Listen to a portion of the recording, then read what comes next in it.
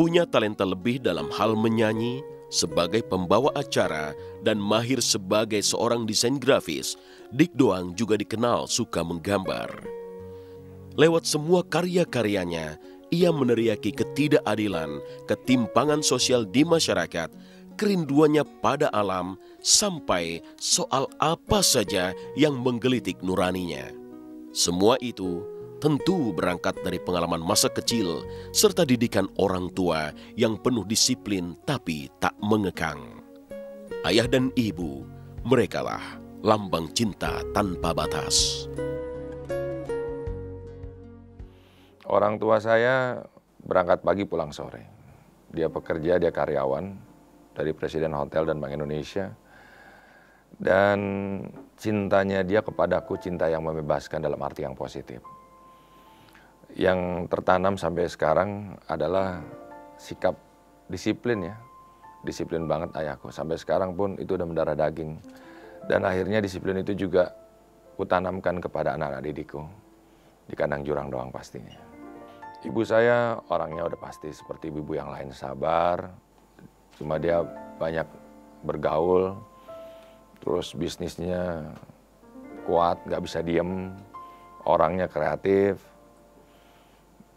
Ya, aku rasa ibuku adalah lambang cinta yang paling terbesar yang pernah diberikan kepada aku.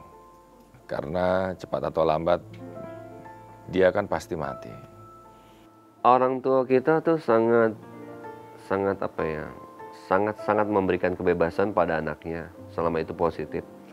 Jadi ketika Dik suka seni lukis, langsung dicari tempat kursus seni lukis. Ketika kita bertiga suka bola, langsung dicariin klub bola gitu. Karena memang nggak tahu, menurut saya demikianlah seharusnya itu yang menjadi contoh bagi saya dalam mendidik anak. Jadi artinya gini, kita nggak akan tahu gitu sebenarnya bakat kita akan ada di mana gitu. Tapi kewajiban orang tua kan memberikan sarana ya selama bisa ya, dan mensupport gitu. Orang tua kita seperti itu.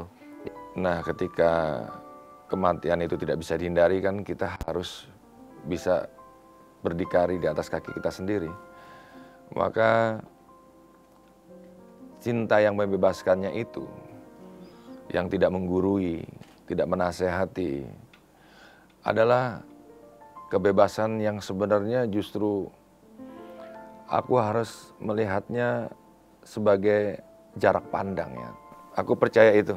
Aku percaya bahwa ibuku yang termasuk juga membelikan rumah pertama di kandang jurang doang, rumah BTN, ukuran biasa aja tipe 65, kecil sederhana, jauh, tidak ada listrik, dan kakak adikku juga nggak mau tinggal di situ. Lalu ku keterima dengan ikhlas karena aku berharap akan turun keberkahan, dan insya Allah sekarang jadi bermanfaat dan luas dan bisa dinikmati begitu banyak kemaslahatan di atas tanahnya. Tak banyak yang bisa diceritakan soal masa sekolah Dik Doang dahulu. Sejak duduk di bangku SD, SMP, dan SMA, hanya seni yang jadi perhatiannya. Pelajaran sekolah apapun itu sama sekali tidak diliriknya. Aku ini nggak bisa belajar. Pernah nggak naik kelas 4, karena bisa aku cuma gambar aja gitu. Sementara pelajaran menggambar itu cuma satu mata pelajaran. Pelajaran matematika 6 mata pelajaran gitu. Itu pun yang ngajar nggak bisa gambar. Yang diajarin 2 gunung, di atasnya ada matahari, di bawahnya ada sawah. Sehingga aku curiga gitu. Wah, jangan-jangan aku nggak naik kelas ini mungkin karena telah dipilah-pilah oleh dia. Bahwa aku bukan orang yang umum-umum saja nih. Dalam arti bukan aku terbaik dari mereka. Karena Allah mungkin menginginkan yang lain. Jadi akhirnya ya aku dapat malu aja nggak naik kelas. Terus di SMP aku juga murid paling nggak pinter juga. SMA juga begitu. Nggak tahu kenapa pelajaran tuh nggak ada yang aku suka ya. Aku rasa hidup itu memang harus berdampingan sih. Jadi aku jalani aja. Karena itu memang harus ku jalani sebagai bagian daripada kehidupan. Sampai aku sekolah di IKJ, masuk terbaik, lulus jadi mahasiswa terbaik gitu. Jadi aku juga udah membuktikan pada diriku sendiri bahwa ini yang aku cari gitu, kehidupan sebagai pekerja seni. Pada akhirnya, kecintaan Dik Doang pada seni, khususnya musik, memang ia buktikan. Setelah melalui jalan panjang yang tak mudah, di tahun 1997, karya-karyanya mulai diterima masyarakat. Konsisten menjalankan karirnya di musik tanpa dicederai kenakalan ala remaja, itulah yang membuat Dik Doang berhasil dalam karirnya. Aku nggak tahu ukurannya nakal tuh gimana ya. Pokoknya aku nggak masuk dalam soal pelajaran. Terus aku jarang bolos sekolah. Aku rajin ke sekolah, walaupun aku nggak tahu tujuan ke sekolah itu apa. Aku juga nggak ngerokok, nggak mabok-mabokan. Ya, aku biasa-biasa saja. Cuma orangnya nyeni aja. Sekolah bawa gitar gitu.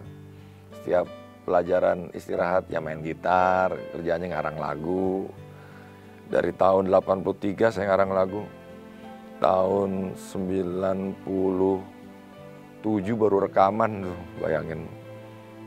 Panjang sekali jarak pengiyaannya terhadap karya-karyaku yang bisa diterima di masyarakat. Jadi pesannya pasti ya berkarya, dan berkarya. Kita niat baik aja. Di dalam niat baik itu pasti Allah bertanggung jawab. Jadi biar Allah yang menentukan aja.